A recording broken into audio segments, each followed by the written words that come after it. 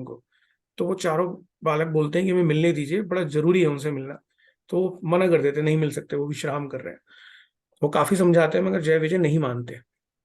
वो कहते हैं, नहीं हम तुम्हें मिलने नहीं देंगे, और उनके जो है विश्राम में जो है विघ्न पड़ेगा, तो हम नहीं मिल सकते। तो वो चारों बच्चे ना रुष्ट हो जाते हैं, और वो श्राप दे देते हैं जय और विजय को कि जाओ तुम मृत्यु लोक में, तुम्हारा जन्म होगा, और बेसिकली क्या है, तुम राक्षस योनि में जन्म लोगे। तो इतने में भगवान विष्णु जी को पता चल जाता है कि ऐसा कुछ घटित हो गया, और वो आते हैं द्वार पे। और वो सब देखते हैं कि भाई ये श्राप दे दिया। तो भगवान विष्णु उन सनकादिक ऋषियों से माफी मांगते हैं कि भाई मेरे जो गेट कीपर हैं, जो द्वारपाल हैं, उन्होंने आपके साथ ऐसे व्यवहार किया। तो वो जब उन्हें श्राप मिल जाता है जय और विजय को, तो जय और विजय बोलते हैं कि भगवान भगवान हमें श्राप तो मिल गया, मगर हम चाहते हैं कि इसका जो निवारण है ना, मतलब जो हमें मुक्ति मिले, हमें इतना कर दीजिए कि श्राप तो कट नहीं सकता क्योंकि ऋषि के मुख से आया है ना। तो इतना कर दीजिए कि उस श्राप को आप ऐसा कर दीजिए कि हमारी मुक्ति आप ही से हो। तो जो श्राप था उसमें यह था कि 3 बार जन्म वो राक्षस योनि में लेंगे हर हर युग में। तो सतयुग में जय और विजय का जन्म होता है हिरण्याक्ष और हिरण्य कश्यप बन के, जहां पर उनका जो उनको जो मुक्ति मिलती है वो कैसे मिलती है, उनको नरसिंह भगवान एक बार वो मुक्ति देते हैं, और एक बार भगवान वराह का अवतार। तो ये पहले से तय था कि उनको श्राप मिलेगा, भगवान विष्णु जन्म लेंगे हिरण्याक्ष को मारने के लिए, हिरण्यकश्यप को मारने के लिए। और दूसरा फिर जन्म होता है उनका त्रेता युग में। त्रेता युग में भगवान राम के रूप में वो जन्म लेते हैं।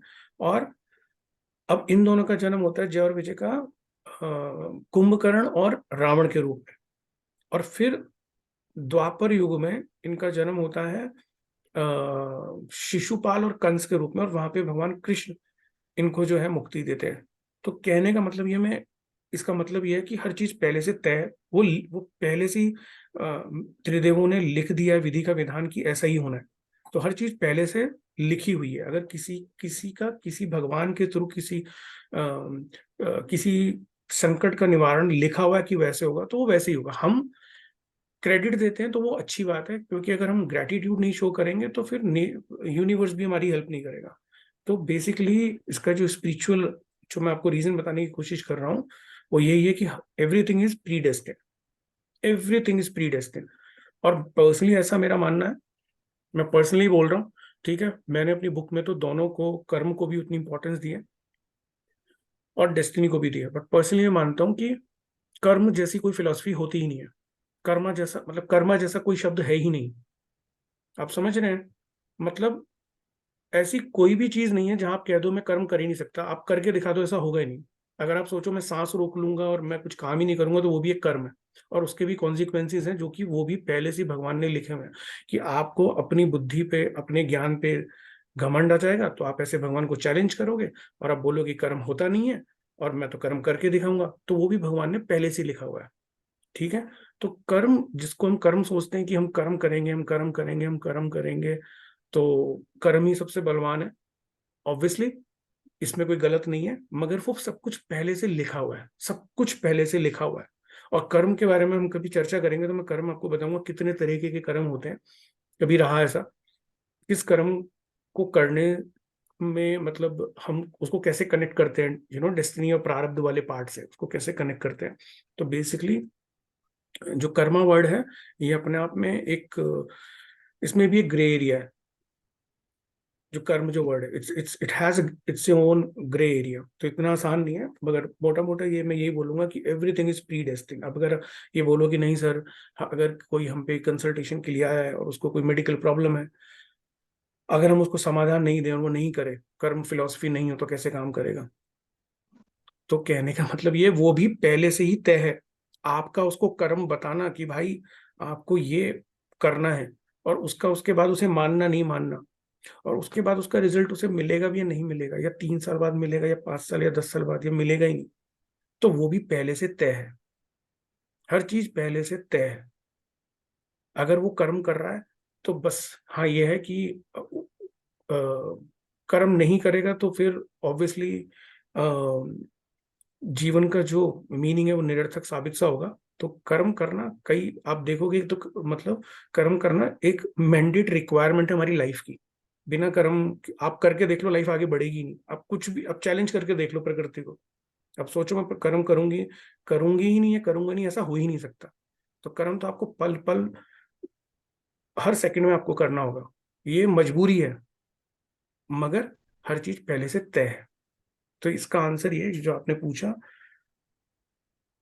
कि क्या किसी शंका का या किसी समस्या का समाधान जब हमें मिल जाता है और एक सर्टेन टाइम के बाद मिलता है, तो बेसिकली मैं, मेरा ऐसा मानना है कि सब कुछ पहले से लिखा हुआ है। कब होगा, कैसे होगा, किस रूप में होगा, कौन किसी गुरु रूप में आके आपको आशीर्वाद देगा, कब उस शंका का समाधान होगा, सब कुछ पहले से लिखा हुआ है। कौन आपकी समस्या को काटने आएगा वो भी पहले से ही लिखा हुआ है। जैसे कि जब कर्ण के जो गुरु थे परशुराम, और जब वो उनकी गोदी में सर रख के सो रहे थे कर्ण की, तो वहां पे एक छोटा सा कीड़ा आता है, वो काट लेता है और परशुराम जी उठ जाते हैं अपनी नींद से, और वो श्राप दे देते हैं कि भाई तुमने मुझे अपना संपूर्ण परिचय नहीं दिया, तो मैं तुम्हें श्राप देता हूँ कि जब तुम्हें मेरी जो जो मैंने तुम्हें ज्ञान दिया इसकी सबसे ज्यादा जरूरत होगी तब तुम भूल जाओगे।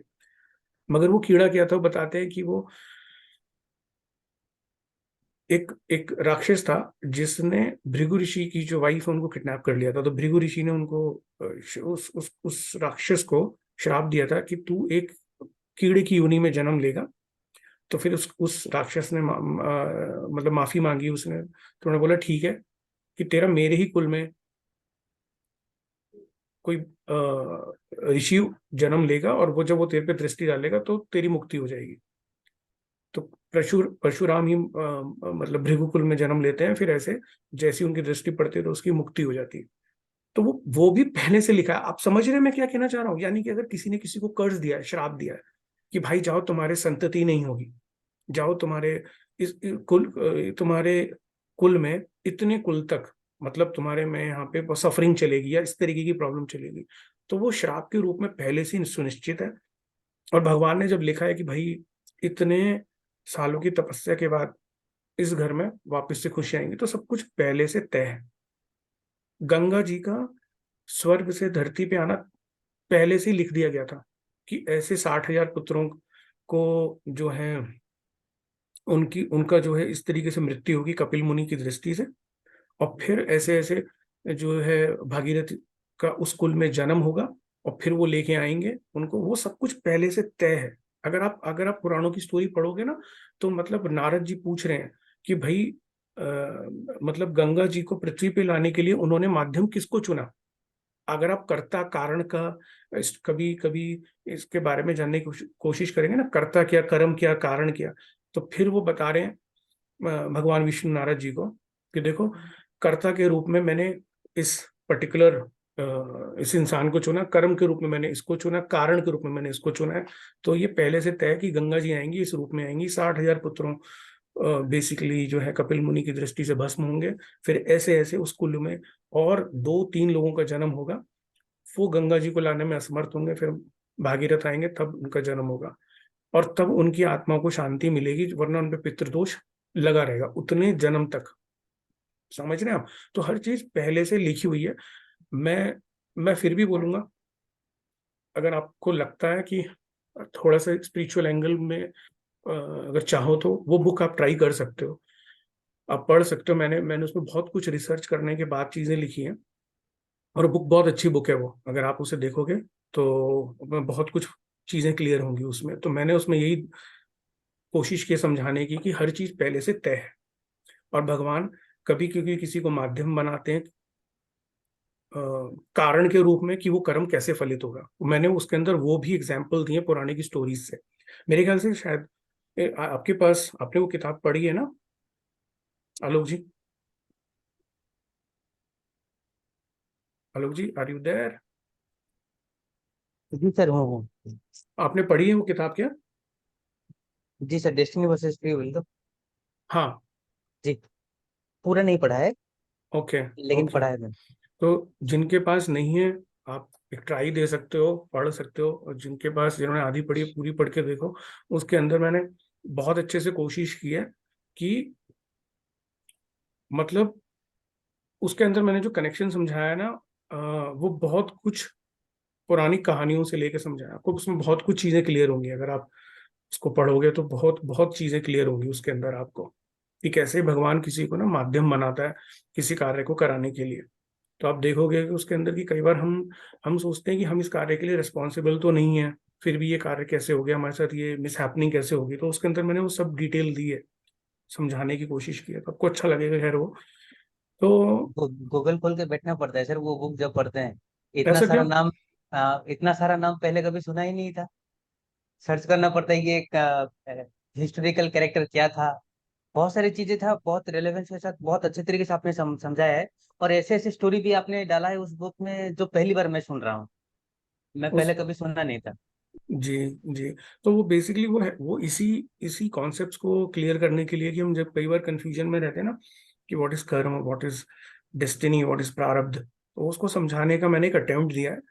और मैंने अपनी तरफ से तो पूरा उसके अंदर एफर्ट डाले हैं कि मैं उस चीज को समझा सकूं। और अगर उसका कभी वॉल्यूम 2 निकाला तो उसकी भी प्रिपरेशन में कर रहा हूँ।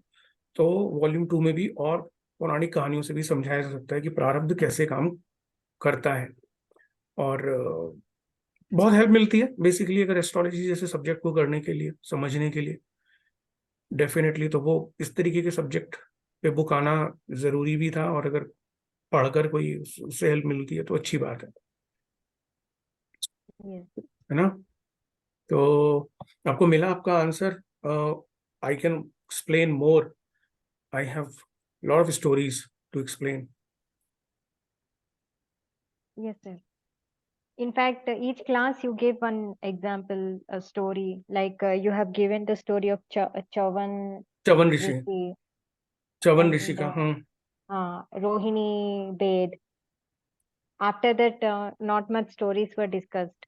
या अ, शायद एक क्लास करके कुछ कुछ डेस्टिनी वर्सेस कर्मा वाले पे समझाया जा सकता है। But if you guys really want to know, तो उस बुक में से भी कुछ रेफरेंस लेके बताया जा सकता है। मतलब बेसिकली अगर आपने दो बुक देखोगे ना, जैसे डेस्टिनी वर्सेस कर्मा, और एक बुक मेरी और है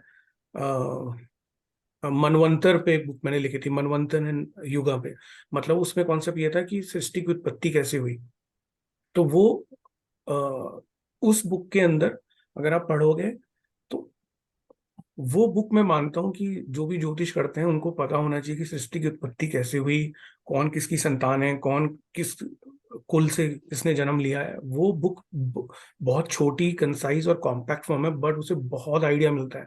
और उसके बाद अगर आप सीधा डेस्टिनी वर्सेस कर्मा पे आओगे, आपको बहुत कुछ क्लैरिटी मिलेगी उसके अंदर, आपको बहुत बहुत आपको क्लैरिटी मिलेगी। जैसे कि उस बुक में मैंने लिखा है, डेस्टिनी वर्सेस कर्मा में भी लिखा है मैंने, पुलस्त्य ऋषि की कहानी लिखी है उसके अंदर। और भी ऋषियों की कहानी लिखी है कि ब्रह्मा जी चाहते थे कि भाई सृष्टि की जो मतलब सृष्टि का विस्तार हो। अब सृष्टि का विस्तार तभी होगा जब अ, मतलब मेल फीमेल हो, और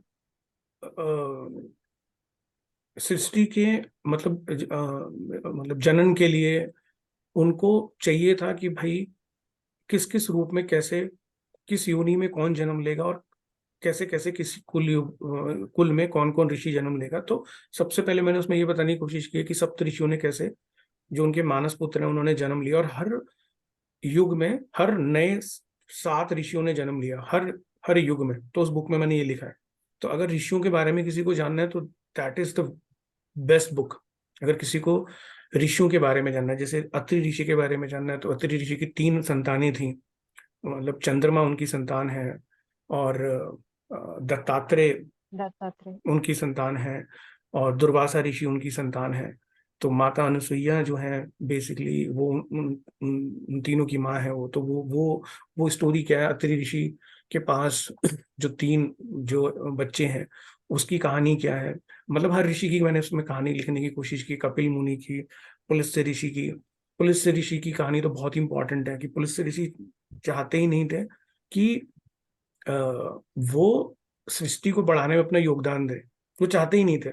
और वो कई बार उनके पिता ने, ब्रह्मा जी ने समझाया कि भाई ये करना पड़ेगा, ये सृष्टि के नियम है, ये ब्रह्मा विष्णु महेश के बनाए हुए कायदे कानून है, आपको ऐसा करना पड़ेगा। पर पुलिस ऋषि नहीं माने, वो बोले मैं तो जो है पेनेंस के लिए जा रहा हूँ, तपस्या के लिए, और मैं किसी भी तरीके से एक गृहस्थ जीवन में मैं नहीं रह सकता। तो वो एक कैसे कॉन्स्पिरेसी करते हैं ब्रह्मा जी, वहां पे कैसे एक राजा की पुत्री वहां पे आती है, और जो पुलस्त्य ऋषि जहाँ तपस्या करते हैं, तो वो वहां पे इस तरीके का उन्होंने एक शब्द बोले होते हैं कि अगर इतने दायरे में जहाँ वो तपस्या करते हैं कि कोई अगर फीमेल कोई लेडी आती है, तो वो बेसिकली जो है वो जो है उनकी कंसीविंग हो जाएगी। ठीक है, तो वहां पे वो कैसे एक लेडी का आना होता है और वो उनके गर्भ धारण हो जाता है, और फिर वो अपने पिता को बोलने जाते हैं कि मेरे साथ ऐसा ऐसा हो गया। फिर वो सब ब्रह्मा जी से मिलने जाते हैं, इंक्लूडिंग पुलस से। तो फिर ब्रह्मा जी बताते हैं देखो मैंने तुम्हारे लिए पहले से ही बोल रहा था तुम्हें, अब तुम माने नहीं तो मुझे तुम्हारे लिए ये रास्ते चूज करना पड़ा। तो अब तुम्हें, क्योंकि तुमने इस तरीके की धृष्टता की, मेरा तुमने आगे का अवहेलना करी, तुमने वो माना नहीं, तो अब तुमको इसके बदले में तुम्हें जो दंड मिलेगा वो ये मिलेगा कि तुम्हारे कुल में एक राक्षस का जन्म होगा। तो पुलस्त्य के जो पुत्र होते हैं विशर्वा, विशर्वा से फिर जन्म होता है रावण का।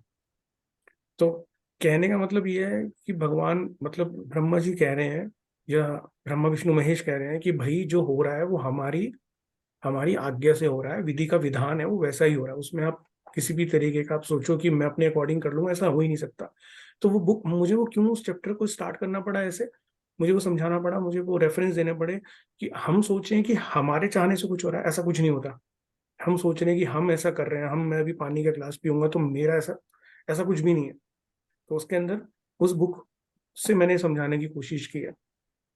उस बुक में आप पढ़ोगे तो आपको बहुत सारे ऋषियों के बारे में जानने को मिलेगा, और उसका भी वॉल्यूम मैंने 1 लिखा, उसका भी अगर हम लिखना चाहें तो वॉल्यूम 2, 3, 4, 5, 6, 7, मतलब उसके मल्टीपल, उसके काफी वॉल्यूम्स निकाले जा सकते हैं, उस पर काम किया जाता है, मतलब हर ऋषि पे आप लिख सकते हो। तो फिर, क्योंकि जब सृष्टि की उत्पत्ति हुई ना, तो ये नियम तभी बना दिए गए थे विधि के विधान वाले, कि जो जो चीज जैसे तय है वो वैसी ही होगी, उसमें कुछ चेंज नहीं कर सकते आप।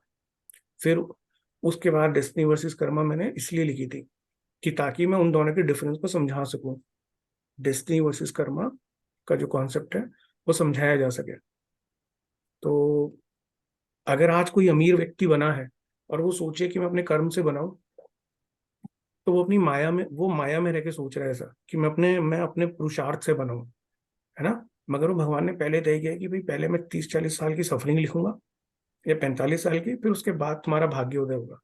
जिसको कि वो जातक बोलता है कि मैं अपने पुरुषार्थ से बनाऊं, तो वो एक माया, मतलब जब जब मोह माया में पड़ जाता है इंसान, तो उसे अपने ऊपर अहंकार भी हो जाता है, और अहंकार का ज्ञान नहीं होने की वजह से ऐसा जातक बोलता है।